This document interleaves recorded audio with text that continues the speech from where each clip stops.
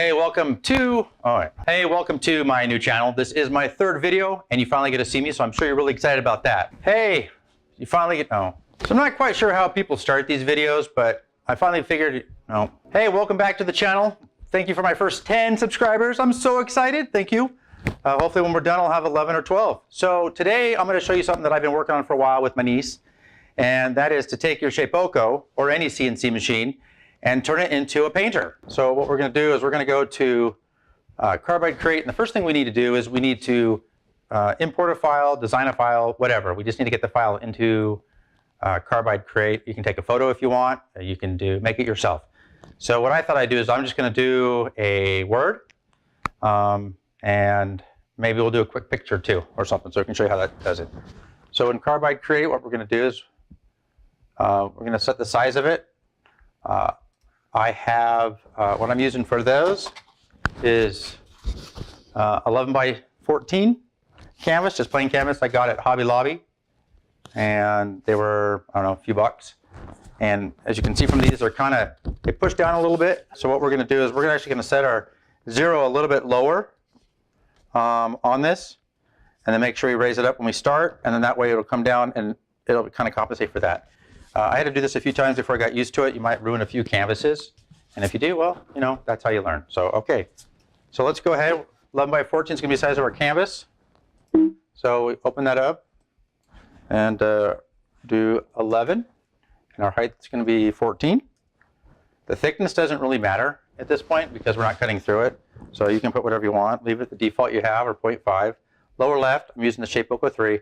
I always change my retract height of 2. 0.2 actually. 2 would be forever. It tends to go faster that way. And I've never had a problem with it yet. So we're going to hit OK on here. And now we have this icon. And so we'll do text. And let's do the text. We'll say Adam Tinkers. Oh, how original can I be? Adam Tinkers. Font height can be what you want. I'm going to do 3. We'll do 3 inches. And I'm going to hit apply, and then I'm also going to convert to curves at the same time. So now I have this wonderful, huge, wow, it's a lot bigger than I thought. So let's just get it to fit. So we're going to move that back into the center, and let's make it a little bit smaller. Yeah, that'll work just fine.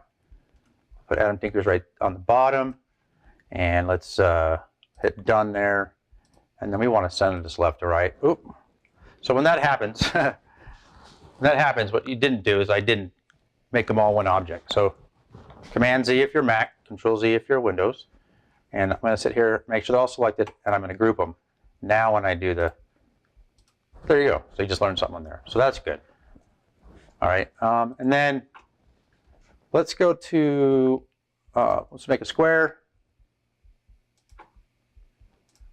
Size doesn't matter. We'll move it over here. Let's center it. And let's do one more. Let's just make something cool on the inside. There you go. Center to center. That's basically what we're going to do. So if you're interested in seeing how I do it with an import, we can do a small video later. Maybe I'll attach it later on. So we got that. So what we need to do now is we need to do our tool pass. When you do the names, you can do, if you do VCarve, it'll do the little boop, boop, but it'll be a single line. When you do everything else, obviously you'll see a double line. When you import an image, sometimes the image will have 2 lines for everywhere. So you just highlight one of the lines and delete it. That way you don't do an inside and outside. For some reason, when it traces it, it traces both sides of a black line. So play with that one. All right, so now let's go to Tool Pass. We're just going to highlight everything because we're going to do all in one. And we're going to do a contour.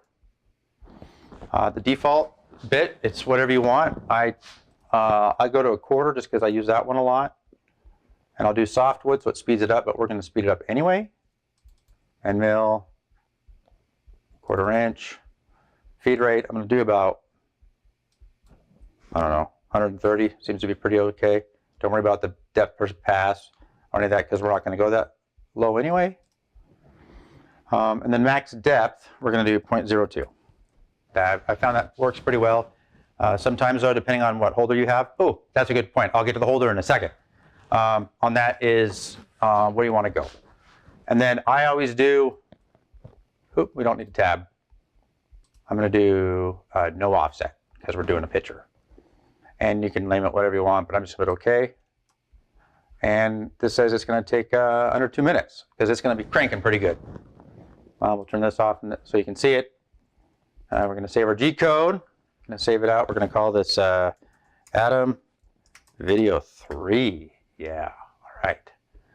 And we'll save that in the Shapeoko. So what we're going to do now is we're going to take that file. Let's go ahead and put it into Carbide Motion. So we've opened up Carbide Motion. And from my first video, I had this box over here that I built. So you can turn on the cutter. Whoop, blue light, perfect. And let's go ahead and connect to the cutter. And we initialize the machine. Before you initialize the machine, make sure everything is off.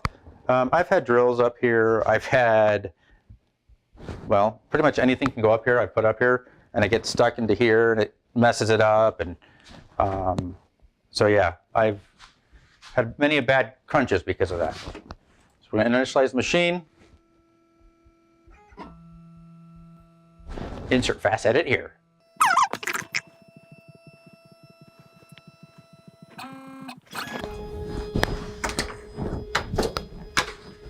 See, I had my screwdriver. That's exactly what I'm talking about. Well, there you go. I did what I told you not to do. Well, that's the way I roll. So now we're going to insert this tool. Obviously, we're not going to use a tool. So I'm going to take this all off.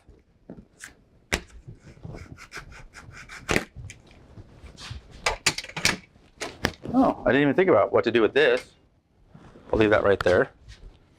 So I'll put a link for description in the description of where I got this from. It's actually really handy. It's a 3D printed part. As you can see on here, it's printed 3D and from Bones. I know there's a bigger name for it though, but it's a pen holder and you get springs and stuff. But I do it with pens as well, and it actually works on any Makita or any. I think it's 65 millimeter. I have another CNC machine, so I'll use this on that one too. And that's inside right now, so I do that strictly for drawing with this and vinyl cutting, which I haven't gotten to yet.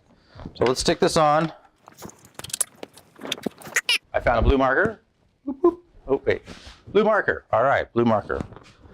Take the pen cap off. Now this blue marker fits up there perfect, and it doesn't come off on that one. You can leave the cap on if you want. Can't do too long of a drawing. We've learned that you have to do it in sections to change out the pen. It seems to dry out. So we have this. Turn a little bit. Let's tighten this down. Okay, tighten down. And when I resume, it's going to want to go change the tool. What I do, I trick it.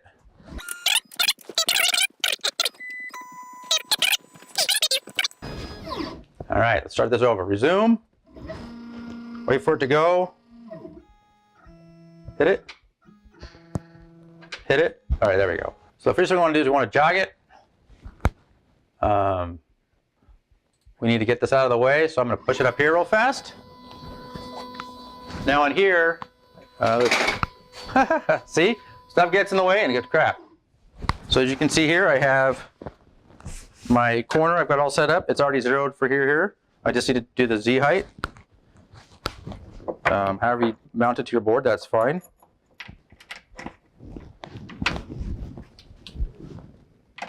I used both screws that I did this board last week. I need to, next time I might do it a little different. I just feel like I'm talking to myself. All right, so this is how I work. This is how my videos are.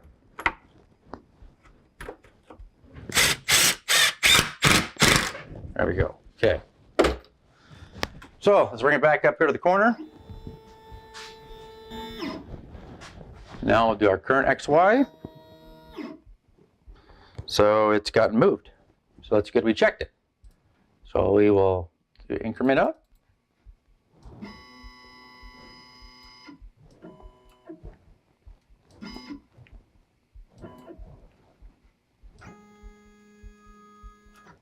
What I like to do is I want to get it just on the corner. And you're doing a painting, so it doesn't have to be precise. But I want to bring the Z down to where it's kind of touching that corner, and that should be pretty close to the way when it gives the next way over as well. So we'll set our zeros, do all of them. Next thing I do before I do anything, so to have it, let's bring that up just in case.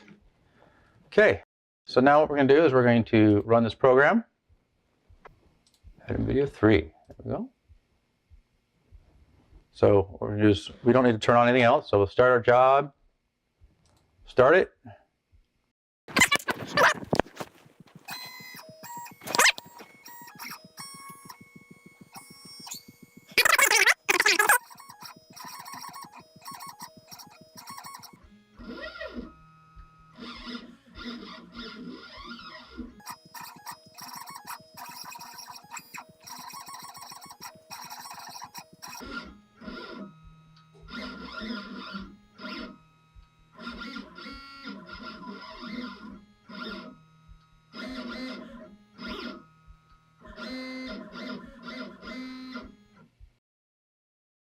There you go.